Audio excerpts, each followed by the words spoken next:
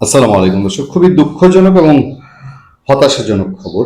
বাংলাদেশের সীমান্তে ভারত তার মতো করে পুশিং করছে, বা তার দিক থেকে বললে সেটাকে সে বলছে পুশ ব্যাক করছে। তো এটা করতে গিয়ে দুই দেশের সম্পর্কে মধ্যে নতুন করে চির ধরার উপক্রম, দুই দেশের সীমান্তে উত্তেজনা, দুই দেশের বিজিবি এবং বিএসএফ এর মধ্যে যখন তখন লেগে যায় একটা অবস্থা। ইভেন গোলাগুলির কথা পর্যন্ত হয়ে গেছে দুই দেশের এই সীমান্তরক্ষীদের মধ্যে।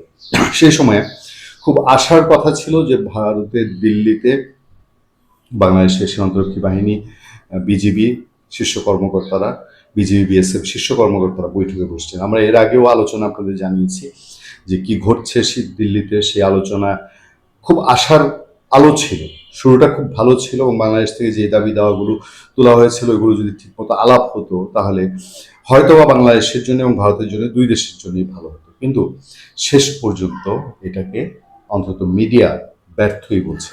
কেন ব্যর্থ বলছে আমরা যদি সেই খবরে একটু নজর দিই। দিল্লিতে বিএসএফ বিজিবি শীর্ষ বৈঠক ব্যর্থ হলো যে কারণে, খবরে বলা হচ্ছে বেশ কিছুদিন ধরে ভারত থেকে বাংলাদেশে পুশিন বা জোর করে মানুষ ঠেলে দেওয়ার অভিযোগ নিয়ে দুই দেশের মধ্যে উত্তেজনা চলছে। এই পরিস্থিতিতে দিল্লিতে বাংলাদেশ বর্ডার গার্ড ও ভারতের সীমান্তরক্ষী বাহিনীর মহাপরিচালক পর্যায়ে 4 দিনব্যাপী বৈঠক অনুষ্ঠিত হলেও আলোচিত এই ইস্যুতে কোনো সমঝোতা হয়নি, বরং বৈঠকে দুই পক্ষের মধ্যে তীব্র মতপার্থক্য দেখা গেছে। এমনকি বৈঠক শেষে প্রচলিত যৌথ সংবাদ সম্মেলনও করা যায়নি।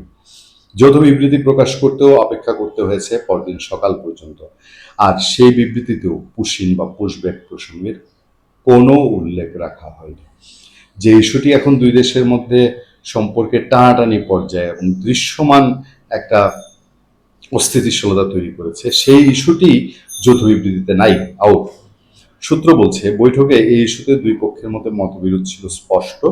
বিএসএফ এর দাবি, যাদের সীমান্তে পাওয়া যাচ্ছে তাদের অনেকেই নিজেদের বাংলাদেশের নাগরিক হিসেবে পরিচয় দিয়েছেন এবং তারা অবৈধভাবে ভারতে বসবাস করছিলেন।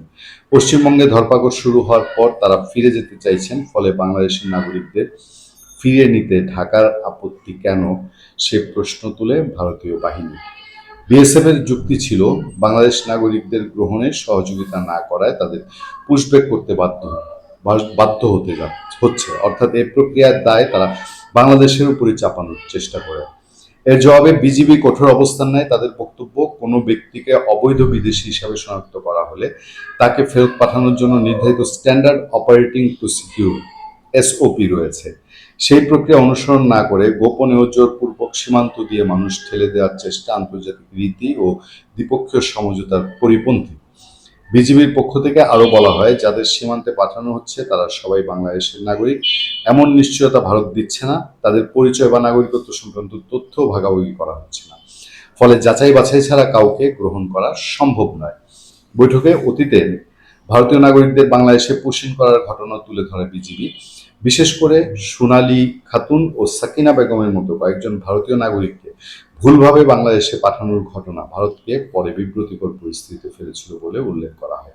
এরকম বিভিন্ন ইস্যুতে কথা হয়েছে। দেখেন, বাংলাদেশের দিক থেকে সবচেয়ে অস্বস্তিকর জায়গা, যেটা মুখে আনুষ্ঠানিক আলোচনায় বলা যায় না, যে ভারতে একটা প্রচন্ড মুসলিম বিরোধী অবস্থান রয়েছে, এবং ভারতে যেহেতু বিজেপি এখন তার ম্যাক্সিমাম রাজ্যে ক্ষমতাশীল, বিজেপির কর্মীরা এ যাবৎকালে যদি বলা হয় যে ভারতের সবচেয়ে অবহেলিত অবস্থায় আছে ভারতীয় সংখ্যালঘু অর্থাৎ মুসলমানরা, তাহলে মিথ্যা বলা হবে না।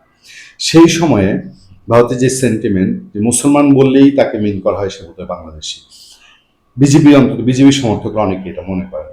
ফলে তারা শুধু বাংলাদেশ থেকে অবৈধভাবে যারা গেছে তাদেরকে নয়, তারা মুসলমান বলে ভারতীয়দেরকেও ঠেলে দেওয়ার চেষ্টা করছে। এই জায়গাটাতেই দুদেশের মধ্যে মীমাংসা না হওয়াতে আরো জটিলতা বাড়ছে কিনা নিশ্চয়ই সংশ্লিষ্টরা ভেবে দেখবেন, এবং এই বৈঠক ব্যর্থ হওয়ার মূল্য কি দিয়ে দিতে হবে সেটা এখন দেখার বিষয়। ভালো থাকবেন, সুস্থ থাকবেন। আপনার সাথে আমি আতিক রহমান, পূর্ণিয়া।